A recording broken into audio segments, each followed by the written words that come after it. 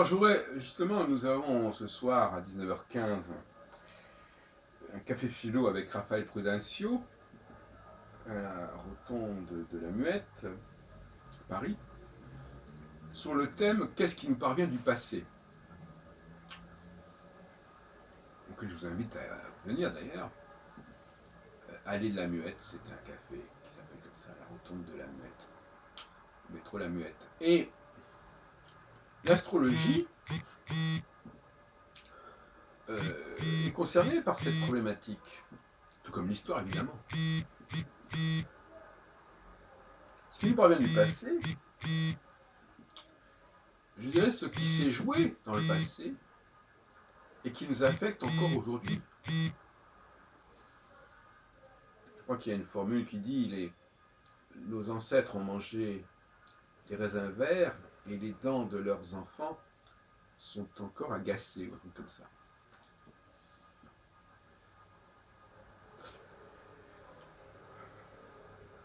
Il y a des consentements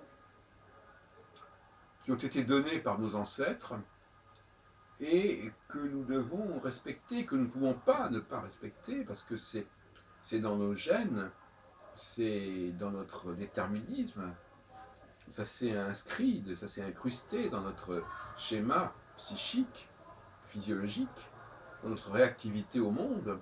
Il y a des signaux auxquels nous sommes programmés pour réagir et pour obéir en quelque sorte.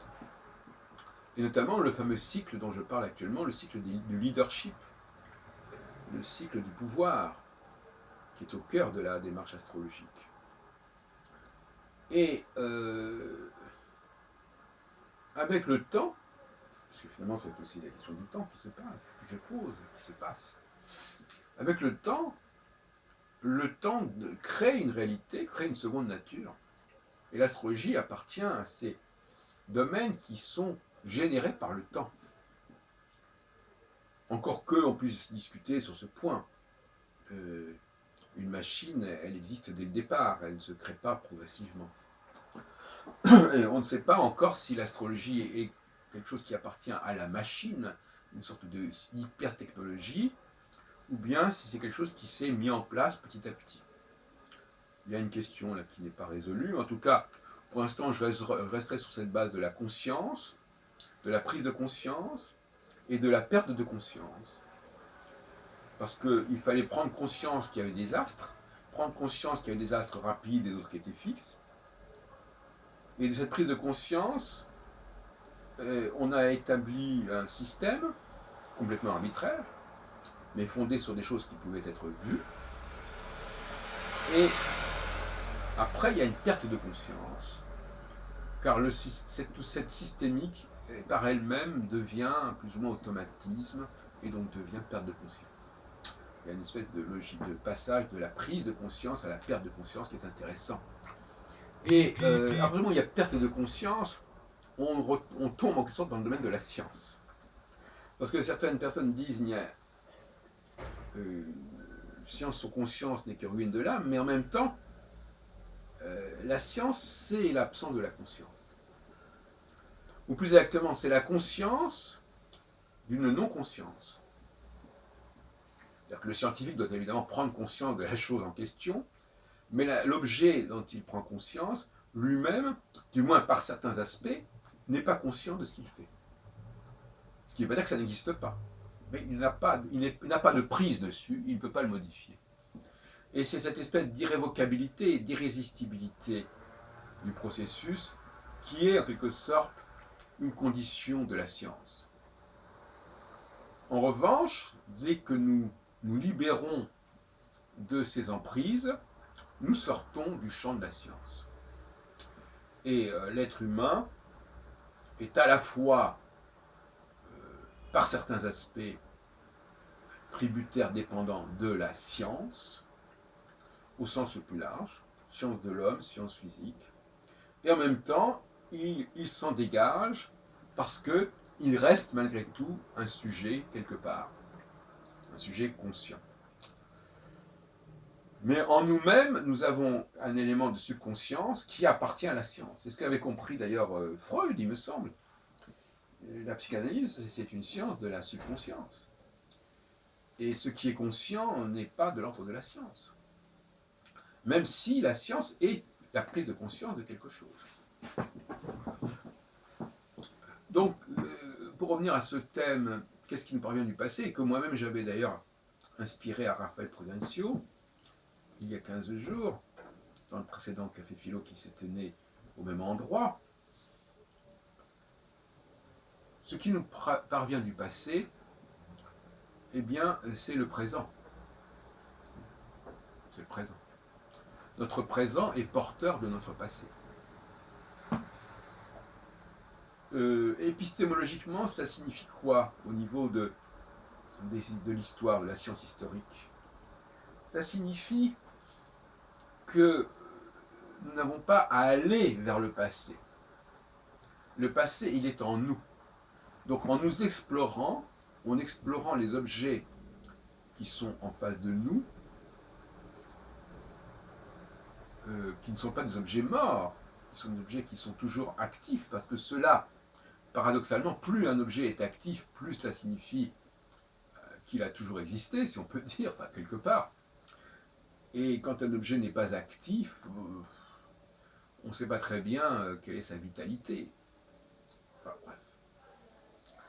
Et donc la nouvelle épistémologie de l'histoire que je propose depuis quelque temps, c'est de dire, bon, travaillons d'abord sur le présent, explorons de manière archéologique notre présent, et nous découvrirons le passé. Plutôt que d'aller rechercher des documents plus ou moins bien conservés, des fragments de mémoire. Non, la vraie mémoire, c'est celle qui nous agit, celle qui est active en nous. Et elle nous révèle beaucoup de choses, cette mémoire. Mais ce n'est pas la mémoire ponctuelle, c'est la mémoire vive. Donc nous avons une mémoire vive qui est quelque chose qui s'appuie sur quelque chose de très ancien. Les êtres humains, notre mode de fonctionnement, il est extrêmement ancien. Et il nous parle du passé. Je dirais que rien ne se perd. N'est-ce pas? Ça, c'est le problème de la marque, pas de la marque, mais de la place. La perte de l'information. Certains disent que l'information se perd, d'autres disent que l'information ne se perd pas. Il y a le problème des trous noirs dont parlait Hawking, etc. Moi, j'aurais tendance à penser que rien ne se perd et que par conséquent, par exemple, dans le domaine musical, il n'est pas tellement intéressant d'aller écouter Beethoven ou Bach en réactivant leur partition d'il y a 200, 300 ans. Nous avons une mémoire orale, je dirais, enfin, c'est même pas ça. Nous avons une transmission qui se fait et qui doit exister en nous, en tout cas en certains d'entre nous, dans les créateurs actuels, qui sont imprégnés quelque part du passé et qui l'ont intégré, qui l'ont digéré, qui se le sont appropriés d'une certaine façon. Mais pas une appropriation comme le fait un pianiste qui joue une partition établie déjà. Non, une appropriation qui se manifeste par l'improvisation, qui se manifeste par l'élan créateur. C'est la même chose en poésie aussi, n'est-ce pas? La langue française se perpétue, et se perpétuant, elle permet à d'autres personnes d'écrire à travers cette langue-là. Et cette perpétuation, c'est bien la question de ce qui nous parvient du passé. Même s'il y a des gens qui sont à la postérité, qui sont laissés à la postérité, c'est très bien. C'est très formateur par certains côtés. Et moi je dis toujours, laissons certaines recherches sur le passé à une élite. Ou du moins, la recherche sur le passé est formatrice. Mais elle ne fait pas partie de la vie de la cité. C'est-à-dire que dans notre enfance, nous devons être confrontés à des œuvres anciennes, à des travaux anciens,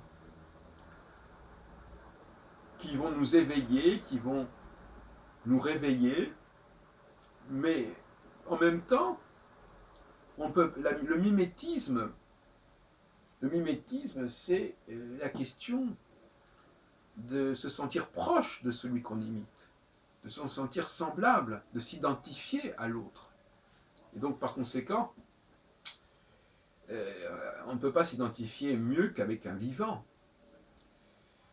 Un vivant qui n'est pas en train de faire n'importe quoi, qui n'est pas en train de faire semblant, qui n'est pas en train de faire croire qu'il a composé cette œuvre, tout simplement parce qu'il arrive à la jouer ou à la parler. Non, on parle de quelque chose de vivant. D'ailleurs, quand les enfants nous croisent, ils font totalement la différence entre quelqu'un qui s'exprime sans aucun apparat et sans aucun appareil, sans livre, sans lecteur de CD ou je sais pas quoi, et quelqu'un qui est appareillé. L'enfant, il est d'abord concerné par les personnes qui n'ont qu'eux-mêmes, qui ne se servent que d'eux-mêmes, qui parlent avec eux-mêmes, avec leur tri, qui font des choses avec leur propre mouvement, leur propre impulsion. L'enfant, instinctivement, sait que du moment que, à partir du moment où on se servirait d'un appareil, c'est plus du jeu. Hein. Bon. L'enfant aussi, il peut s'amuser à parler comme un adulte, à lire des textes d'adultes, à jouer, à lire, etc. On a parlé de cette question-là. L'enfant, à mon avis, il a une certaine conscience de l'authenticité et il sait que c'est cette authenticité-là qui le concerne parce que c'est ça qui parle en lui, qui fait écho en lui. Donc, ce qui nous provient du passé, c'est aussi la vie, ce qui est vital aujourd'hui.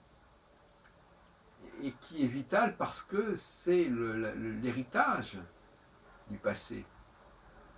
C'est quelque chose que nous avons en nous depuis des millénaires, que nous perpétuons.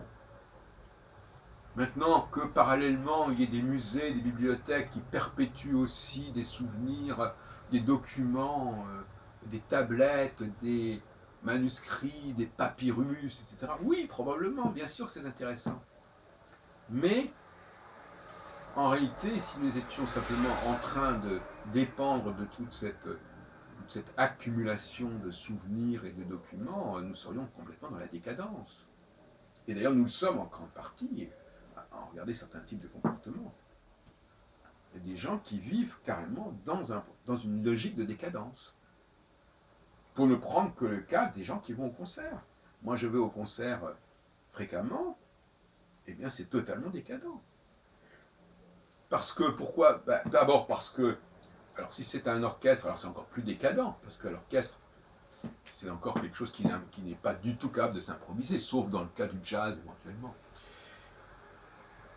Bon, on pourrait envisager d'autres formes d'improvisation. J'ai pensé récemment à une musique accompagnée par quelqu'un qui peint une toile en même temps, des choses comme ça. Et la peinture est une forme de danse aussi, comme la musique d'ailleurs. Le fait de jouer sur un piano, c'est de faire les mains dansent sur le piano, et le fait que quelqu'un à côté ait une grande toile sur laquelle il dessine et il peint en même temps, c'est une forme de danse aussi. Et d'ailleurs, on peut danser sur une toile avec les pieds aussi. Enfin, bon. Et donc, nous vivons dans une forme de décadence. Alors, la décadence, c'est aussi quelque chose qui est lié au passé, bien évidemment. Et là, il y a une sorte de débat qui sera peut-être abordé ce soir, entre ce qui nous parvient du passé par le biais de la culture accumulée dans les musées, donc à l'extérieur de nous-mêmes en quelque sorte, et ce qui nous parvient du passé parce que c'est en nous-mêmes, ça passe par nous-mêmes, ça passe par la physiologie, ça passe par l'instinct. Alors il paraît que le mot instinct n'est plus en odeur de sainteté, qu'il faut parler autrement, enfin peu importe. C'est la fausse question du lamarckisme et de la transmission des caractères acquis. Enfin bon, on n'est pas sur l'auberge avec ce sujet-là. mais nous avons là deux voies parallèles qui s'entrechoquent et et il y a aussi ce problème de la technologie qui effectivement est quelque chose de l'ordre de la modernité, mais en même temps qui, euh, qui risque d'interférer avec le vivant, quelque part, qui risque de se substituer au vivant, et ça c'est une menace très grave.